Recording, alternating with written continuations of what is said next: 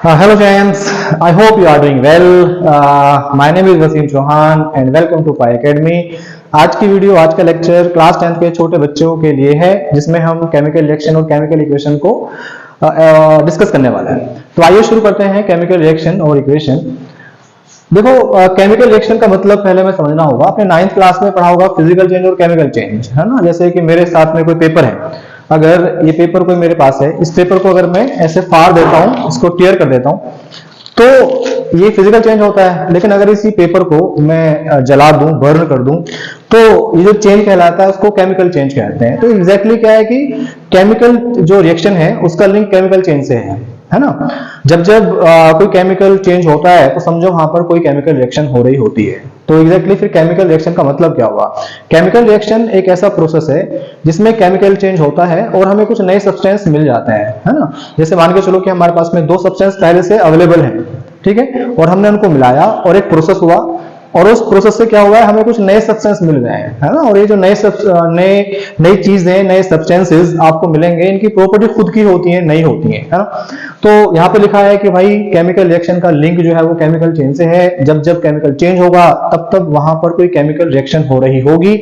हमारे चारों तरफ में इतने ज्यादा केमिकल चेंज हो रहे होते हैं, इसका मतलब बहुत सारी केमिकल रिएक्शंस हमारे चारों तरफ हो रही होती है, ठीक है। और यहां पर एक लाइन है, कहता है कि जो केमिकल रिएक्शन है ज्यादातर वो इरिवर्सिबल है। इरिवर्सिबल जो वर्ड है, इसका मतलब है कि वो एक ही डायरेक्शन में मूव करती है। मतलब अगर ये मेरे पास में पहले ए था और इसमें कुछ केमिकल चेंज हुआ और हमने माना कि बी में कन्वर्ट हो गया है, तो ये ए से बी ही बनेगा ज्यादातर केस में। बहुत ही कम केस ऐसे होंगे कि ये वापस बी जो है ए को फॉर्म कर देगा, है ना। हालांकि कुछ रिएक्शन ऐसी भी हैं जहां पर कि लेट से मेरे पास में सी है और ये सी जो है वो पी में कन्वर्ट हो गया है, और ये फिर दोबारा क्या होगा, ये पी भी सी में कन्वर्ट हो जाएगा।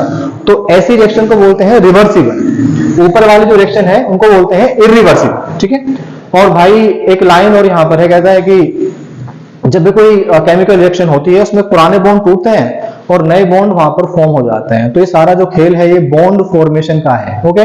मतलब ये जो चीजें यहाँ पर हैं, तो इसका मतलब ये हुआ यहाँ पर कि भाई अगर हमारे पास में A2 कोई है, A2 कोई स्पीशीज है ना, और ये B2 मेरे पास में था, इन्होंने यहाँ पर मिलकर रिएक्शन की है, वहां पर AB फॉर्म हो गया है। तो ये कहते हैं कि पहले क्या हुआ होगा कि इस A2 को ऑब्जर्व करो, तो यहाँ पर A और A के बीच में बॉन्ड होगा, ओके। वैसे ही यहाँ पर B2, तो जो ये B2 था, यहाँ भी B के बीच में बॉन्ड है ना। और तब जाके यहाँ पर ये AB जो बना है, यहाँ A और B के बीच में बॉन्ड है। तो ये एग्जैक्टली रिएक्शन हुई कैसे होगी? पहले A और A के बीच का बॉन्ड टूटा होगा, और वैसे ही B और B के बीच का बॉन्ड टूटा होगा, तब जाके A और B के बीच का बॉन्ड बना होगा। तो मतलब केमिकल रिएक्शन में कुछ बॉन्ड टूटते हैं और कुछ नए बॉन्ड फॉर्म होते हैं, ठीक है। तो यहाँ पर हमने केमिकल रिएक्शन का मतलब क्या होता है उसके बारे में बातें की हैं। आगे जो है हम देखते हैं कि हमें कैसे पता चलेगा कि हाँ ये किसी कंटेनर में या कहीं हमारे चारों तरफ में कोई केमिकल रिएक्शन हो रही है। तो कुछ साइन होते हैं उसके, है ना। अगर वहां पर आप देखो कि कलर में कहीं चेंज देखने के लिए मिलता है, तो हो सकता है वहां पर कोई केमिकल रिएक्शन हो रही हो। इसका एग्जांपल देता हूं मैं आपको। हमारे पास में एक कंटेनर है और उस कंटेनर में कॉपर सल्फेट है। कॉपर सल्फेट का कलर जब वो एक्वस फॉर्म में होता है तब उसका कलर होता है ब्लू। और अगर उसमें आप आयरन की कोई नेल या कोई आयरन का पीस आप वहां पर डाल देते हैं, तो फिर कुछ देर बाद वहां पे क्या होता है, एक ग्रीन कलर फॉर्म हो जाता है ना। तो यहाँ पे कलर में चेंज आया है, ब्लू से ग्रीन हुआ है। इसका मतलब ये एक इंडिकेशन है कि वहां पर शायद कोई केमिकल रिएक्शन हुई है, ठीक है। यहाँ पर सेकंड में लिखा था एक साइन के भाई हो सकता है कि अगर कहीं से गैस निकल रही है तो वहां पर कोई केमिकल रिएक्शन हो रही होगी। इसका एग्जाम्पल, जब भी हमारे पास में कोई मेटल किसी एसिड के साथ में रिएक्शन करती है, ज्यादातर केस में क्या होता है कि वहां पर हमारे पास में हाइड्रोजन गैस बन जाती है। तो पहले गैस नहीं थी हाइड्रोजन, अब बन गई है। तो मतलब इवोल्यूशन ऑफ गैस भी एक तरह का साइन है केमिकल रिएक्शन के लिए, ओके। उसके बाद हमारे पास में यहाँ पे बोला है कि टेम्परेचर में चेंज अगर कहीं हो रहा है किसी प्रोसेस के दौरान, तो समझो वहां भी केमिकल रिएक्शन हो रही है। इसका एग्जाम्पल जैसे हमारे पास में जो है एक होता है कैल्शियम ऑक्साइड। अगर मैं उसको पानी में डाल देता हूँ तो वहां पे बनता है कैल्शियम हाइड्रोक्साइड। और जिस कंटेनर के अंदर ये रिएक्शन होगी ना, उसकी वॉल को अगर आप अपने हाथ से पकड़ोगे, छूओगे, तो वहां टेम्परेचर आपको बढ़ा हुआ फील होता है। मतलब जो दीवारें हैं वो गर्म हो जाती हैं। इसका मतलब क्या हुआ कि वहां पर टेम्परेचर में चेंज हुआ है, ठीक है। और भाई यहाँ पे लिखा है कि स्टेट में चेंज हो सकता है। स्टेट में हो सकता है कि पहले जो कंपाउंड था केमिकल रिएक्शन में जाने से पहले वो सॉलिड था, जब केमिकल रिएक्शन हुई है तो वहां पे क्या बन जाए, लिक्विड बन जाए या गैस बन जाए। जैसे कि आप इसको हम ऐसे समझ सकते हैं कि हमारे पास में कैल्शियम कार्बोनेट है ना, इसको मार्बल भी कहते हैं हम। अगर हम उसको हीट करते हैं तो वो वहां पर कैल्शियम ऑक्साइड में और कार्बन डाइऑक्साइड में कन्वर्ट हो जाता है। अब कार्बन डाइऑक्साइड की स्टेट क्या होती है, गैसेस होती है, जबकि मार्बल जो था कैल्शियम कार्बोनेट वो हमारे पास में सॉलिड था। तो ये कुछ साइंस यहाँ पे लिखे हैं जो हमें बताते हैं कि शायद वहां पे जो प्रोसेस हो रहा है कंटेनर के अंदर वो केमिकल चेंज है या वहां पर कोई केमिकल रिएक्शन हो रही है। ओके, उसके बाद हमें पढ़ना है केमिकल इक्वेशन। देखो केमिकल रिएक्शन हमने पढ़ा, एक एग्जांपल देता हूं मैं आपको। जैसे यहां पर हमारे पास में क्या है, यू नो वेरी वेल, एक गैस होती है हाइड्रोजन बेटा, ठीक है। तो हाइड्रोजन गैस हमारे पास में होती है और हाइड्रोजन गैस की रिएक्शन मैंने एक दूसरी गैस के साथ हुई है वहां पर, और भैया उस गैस का नाम होता है ऑक्सीजन। ये दोनों मिलकर एक कंपाउंड फॉर्म करते हैं और उसको बोलते हैं वाटर, ठीक है। अब अगर हमें बार बार ये लिखना पड़ेगा इतना बड़ा, है ना, तो उससे क्या है कि टाइम वेस्ट होगा, एनर्जी वेस्ट होगी हमारी, और जो रिसोर्सेज है उनका वेस्ट होगा। तो ये जो यहाँ पे लिखा था केमिकल रिएक्शन है, तो अगर मैं इसको सिंपल फॉर्म में लिख दूं तो उसी को बोलते हैं केमिकल इक्वेशन। मतलब केमिकल इक्वेशन जो है वो केमिकल रिएक्शन का सिंबॉलिक रिप्रेजेंटेशन है, जहां पर जो स्पीशीज है वो उनके केमिकल फॉर्मूला के फॉर्म में लिखे जाते हैं। तो अब मैं क्या लिखूंगा यहाँ पर, हाइड्रोजन के प्लेस पे लिखता हूँ यहाँ पर H2, और ऑक्सीजन के प्लेस पे लिखता हूँ O2, और ये जो वाटर यहाँ फॉर्म हुआ था ये मेरे पास में यहाँ पर H2O इसका फॉर्मूला होता है। तो ये हमारे पास में केमिकल इक्वेशन नीचे वाली है। तो केमिकल इक्वेशन को अगर आप समझ पाए ठीक से तो आपने समझा होगा कि chemical equation is nothing but the symbolic representation of the chemical reaction. Okay, और यहाँ भी ये थोड़ी बात समझने की कोशिश करते हैं कि यहाँ एक कंपाउंड बना है वाटर, इसकी प्रॉपर्टी इन पर डिपेंड नहीं करती है, ठीक है। जैसे कि हाइड्रोजन तो एक फ्यूल होता है, फ्यूल है तो हम उसको जला सकते हैं, और ऑक्सीजन जो है वो कंबशन में हेल्प करता है। लेकिन अगर मैं H2O की बात करूंगा तो H2O तो बल्कि कहीं कहीं क्या होता है कि आग को बुझाने का काम करता है, जबकि ये दोनों आग लगाने का काम कर रहे हैं, ठीक है। अच्छा, वो वाली आग नहीं जो आप सोच रहे हो, एक नॉर्मल आग की बात कर रहे थे हम, ठीक। उसके बाद यहाँ पर हम जो है बढ़ते हैं केमिकल इक्वेशन की कैरेक्टरिस्टिक की तरफ। देखो केमिकल इक्वेशन की कैरेक्टरिस्टिक क्या है, जो हमारे पास में स्पीशीज इन्वॉल्व हैं उनके करेक्ट फॉर्मूले वहां पर लिखने चाहिए, है ना। और दूसरा यहाँ पे क्या था कि जो रिएक्टेंट और जो स्पीशीज वहां बन रही हैं उनकी फिजिकल स्टेट को मेंशन करना होता है। हालांकि हम इस वाली कैरेक्टरिस्टिक को ज्यादा फॉलो नहीं करते, बट फिजिकल स्टेट का मतलब क्या है। जैसे मान के चलो कि अभी जो रिएक्शन हमने पढ़ी थी, यहाँ पर हाइड्रोजन और ऑक्सीजन दोनों ही गैस हैं, तो यहाँ पे मैंने लिखा H2, तो ब्रैकेट में यहाँ पर इनकी फिजिकल स्टेट को मेंशन करना होता है। ऐसे ब्रैकेट में G आ जाता है गैस के लिए, और वैसे ये मतलब O2 था तो O2 भी गैस होती है, तो यहाँ ब्रैकेट में क्या आता है, G आ जाता है। तो मतलब कहने का ये हुआ कि भाई ये जो हाँ स्पीशीज केमिकल रिएक्शन में जो स्पीशीज इन्वॉल्व हैं उनकी फिजिकल स्टेट होती है, और फिजिकल स्टेट आपको पता होता है कि अगर वो सॉलिड होंगे तो उसके लिए आता है स्मॉल s, और भाई अगर लिक्विड है तो लिक्विड के लिए हम यूज करते हैं स्मॉल l, और अगर वो गैस है तो गैस के लिए हम यूज करते हैं स्मॉल g। एक फोर्थ स्टेट भी होती है भैया, उसको याद रखना, उसको बोलते हैं एक्वस, और एक्वस के लिए हम यूज करते हैं AQ, एक्वस, है ना। एक एक्वस स्टेट का मतलब होता है कि जब किसी भी सब्सटेंस को हमने पानी में डाल दिया है ना, सोलवेंट अगर वहां पर वाटर है, तो जब उस सब्सटेंस की जो नई स्टेट आपको मिलती है उसको बोलते हैं एक्वस स्टेट, ठीक है। और दो कैरेक्टरिस्टिक और हैं, बोलता है कि भाई जो केमिकल इक्वेशन होती है उसको सेटिस्फाई करना होता है law of conservation of mass को। मतलब इसका मतलब ये है कि जो रिएक्शन हो रही है उसमें लेफ्ट हैंड साइड और राइट हैंड साइड दोनों साइड के मास को इक्वल होना चाहिए होता है। हम इसके बारे में बात करने वाले हैं नेक्स्ट टॉपिक में, ठीक है। और इस लॉ को फुलफिल करने के लिए हमें इक्वेशन को बैलेंस करना पड़ता है ना। इक्वेशन को बैलेंस करने का मतलब क्या है हम अभी समझने वाले हैं। तो भाई ये कुछ हमारे पास में केमिकल इक्वेशन की कैरेक्टरिस्टिक थी। उसके बाद जो टॉपिक हमें समझना है, अभी मैंने एक वर्ड यूज किया था बैलेंस इक्वेशन। इसका मतलब अगर बैलेंस है तो कुछ अनबैलेंस्ड इक्वेशन भी होंगी वहां पर। एक एग्जांपल देखो, यहाँ पर हाइड्रोजन और क्लोरीन गैस मिलकर रिएक्शन कर रहे हैं और HCl एक एसिड बन रहा है, ठीक है।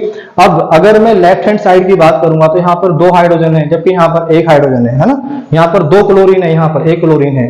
तो अगर मैं पूछूंगा कि मास किधर ज्यादा है तो आप बताओगे मास इधर ज्यादा है, इधर कम है सर। तो ये जो हमारे पास में अगर मैं इसकी इक्वेशन लिखूंगा, जैसे H2 मेरे पास में यहाँ पर था तो यहाँ लिखा मैंने H2, और बेटा Cl2 था यहाँ पर तो लिखा Cl2, HCl फॉर्म हो गया तो यहाँ पर मेरे पास में क्या है HCl। अब अगर मैं पूछता हूं कि बताओ किधर मास ज्यादा है, आप बताओगे सर लेफ्ट हैंड साइड में मास ज्यादा है।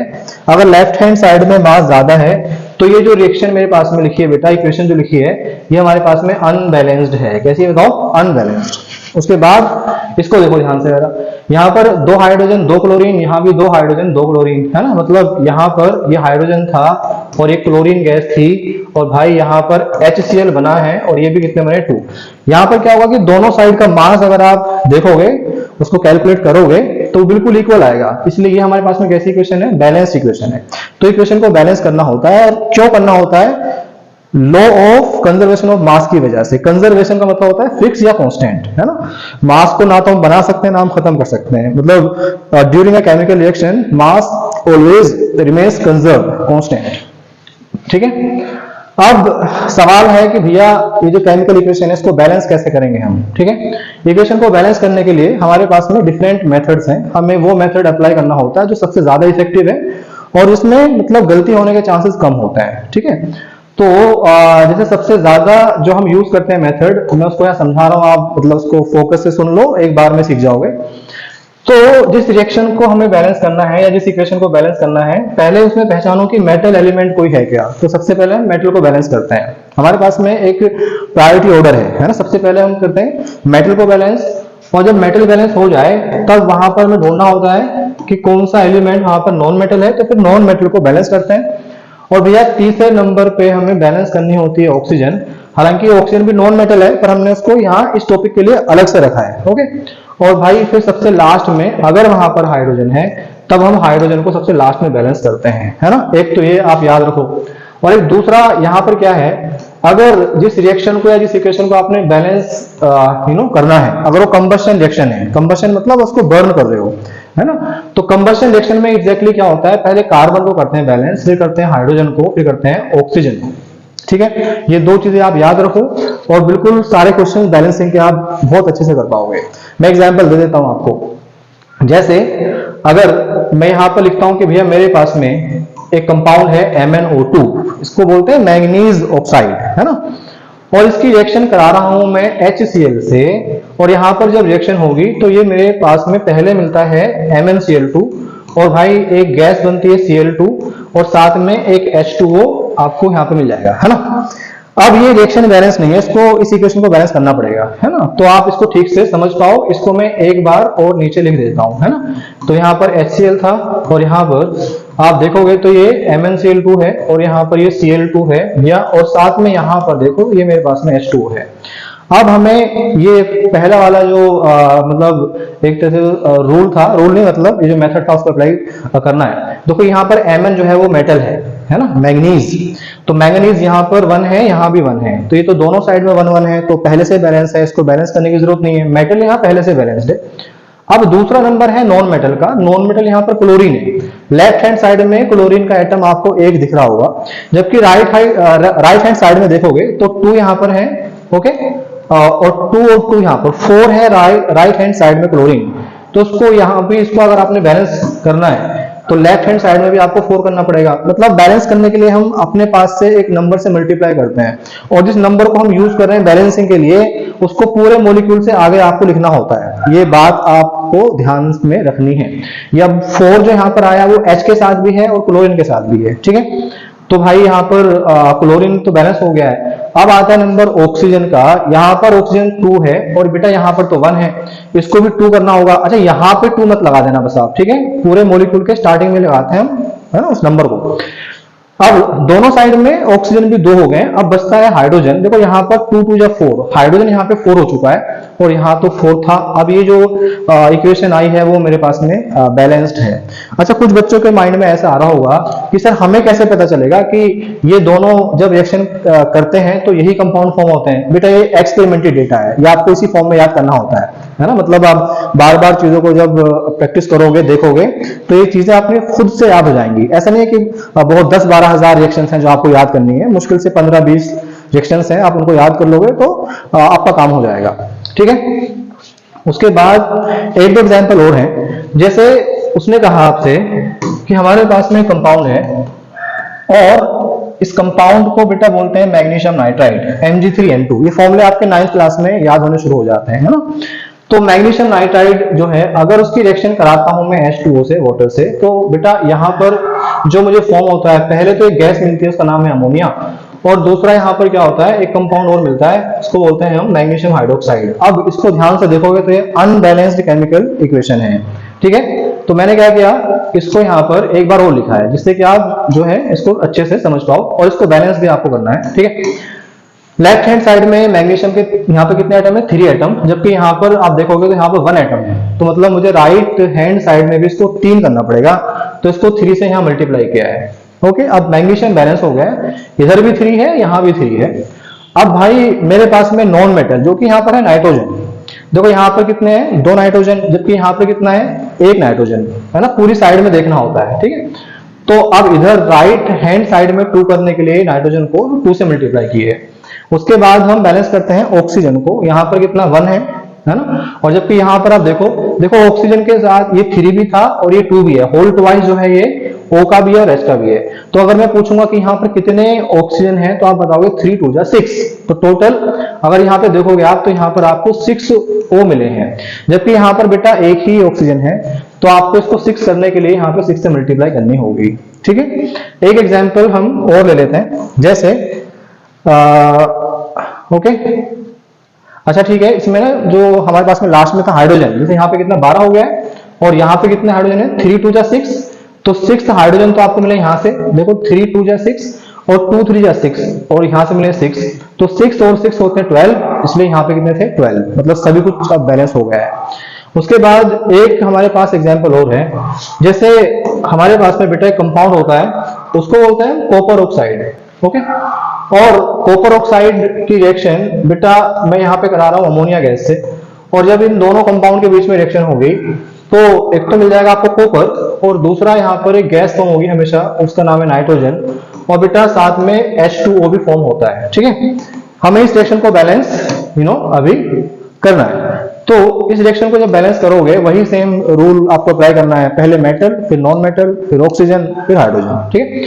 तो मेटल देखो कहां पर, यहाँ पर ये कॉपर है ना, कॉपर 1 है, यहाँ भी कॉपर 1 है, इसको बैलेंस करने की जरूरत नहीं है। और फिर आता है नॉन मेटल जो कि है नाइट्रोजन, यहाँ पे 1 और यहाँ पे 2 था, तो इसको 2 करने के लिए आपको यहाँ पे 2 से मल्टीप्लाई करनी होगी, ठीक है। उसके बाद हमारे पास में आता है ऑक्सीजन, यहाँ पे देखो लेफ्ट हैंड साइड में 1 ऑक्सीजन है, और राइट में देखोगे तो यहाँ पे कितना है, 1 है, तो ये बैलेंस्ड है। अच्छा, फिर आता है लास्ट में हाइड्रोजन, 2 3 जा 6, लेफ्ट हैंड साइड में 3 हाइड्रोजन आपको दिख रहे होंगे, और जबकि यहाँ पर तो 2 है ना, तो इसको इस हाइड्रोजन को 6 करने के लिए आपने यहाँ पर 3 से मल्टीप्लाई की होगी। अब ये हाइड्रोजन तो बैलेंस हो गया है ना। अभी लेकिन इससे प्रॉब्लम क्या हुई है कि जो ऑक्सीजन था वो डिसबैलेंस हो गया है। देखो यहाँ पर अब कितना है ऑक्सीजन, 1 ही है, लेकिन यहाँ पर राइट में देखोगे तो 3 ऑक्सीजन हो गए हैं, तो लेफ्ट में भी 3 चाहिए आपको ऑक्सीजन, तो भैया यहाँ पर आपने 3 से मल्टीप्लाई की। अब ऑक्सीजन तो बैलेंस हो गया, लेकिन कॉपर यहाँ पे 3 हो गए हैं, यहाँ पे कॉपर 1 था, इसलिए आपने यहाँ भी 3 से मल्टीप्लाई की है। तो अब ये मेरे पास में पूरी एक बैलेंस्ड इक्वेशन है, ठीक है। एक दूसरा केस और है ना, जहां मैंने बताया था कि अगर कोई कंबशन रिएक्शन है तो पहले कार्बन को करेंगे, फिर हाइड्रोजन को, फिर ऑक्सीजन को। उसका एग्जांपल देख लेते हैं। जैसे उसने आपसे कहा कि आपके पास में वहां पर एक कंपाउंड है, और बेटा उसको बोलते हैं मीथेन CH4, और हमने उसको बर्न किया है ऑक्सीजन के साथ में। जब भी कोई हाइड्रोकार्बन कंपाउंड, एक वर्ड मैंने यूज किया हाइड्रोकार्बन, ऐसा कंपाउंड जो कार्बन और हाइड्रोजन से मिलकर बनता है, इसी को बोलते हैं हाइड्रोकार्बन कंपाउंड, ठीक है। जब हम उसको बर्न करते हैं तो हमेशा वहां पे क्या होता है, कार्बन डाइऑक्साइड फॉर्म होती है और H2O फॉर्म होता है, साथ में हीट वगैरह फॉर्म हो जाती है, उसको लिखते नहीं है ना। अब हमें इसको बैलेंस करना है भाई, तो फिर वही हमने किया है, इसको यहाँ पर हमने 2 बार लिख लिया, जिससे कि आप इसको ठीक से समझ पाओ। अच्छा, यहाँ पे मैं समझाया था कि प्रायोरिटी ऑर्डर जो है वो कार्बन है, फिर हाइड्रोजन है, फिर ऑक्सीजन है। कार्बन 1 है तो कार्बन 1 है, बैलेंस है। अब O को नहीं करेंगे, पहले H को करेंगे, है ना, वरना गलती होने के चांसेस है। तो H यहाँ पे कितना है, 4 है, जबकि H यहाँ पे कितना है, 2 है। इस H को 4 करने के लिए हमने 2 से मल्टीप्लाई किए, है ना। अब लास्ट में देखते हैं O कितना है। देखो लेफ्ट हैंड साइड में आपको 2 यहाँ पर दिख रहे हैं ऑक्सीजन, जबकि राइट में देखोगे तो 2 यहाँ पर और 2 यहाँ पर है, तो टोटल 4 है ऑक्सीजन। इसको 4 करने के लिए आपने 2 से मल्टीप्लाई किया है, तो this is a balanced chemical equation.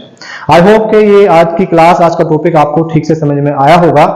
अभी कुछ टॉपिक्स और रहते हैं इसमें, जो हम केमिकल रिएक्शन पढ़ रहे हैं उनके कुछ टाइप्स हमारे पास में होते हैं, ठीक है। तो चीजों को ठीक से ऑब्जर्व करो, और मैं मिलता हूं आपसे नेक्स्ट वीडियो में। Thank you for watching.